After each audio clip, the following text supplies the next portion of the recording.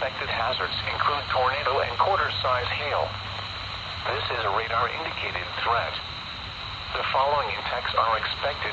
Flying debris will be dangerous to those caught without shelter. Mobile homes will be damaged or destroyed.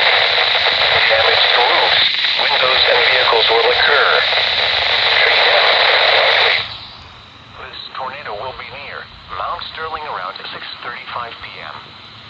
Drake around 6:40 p.m. Rosebud around 6:50 p.m. Other locations impacted by the tornado include a move to an interior room on the lowest floor of a well-built building away from windows. If you are outdoors, in a mobile home, or in a vehicle, move to the closest substantial shelter and protect yourself from flying debris.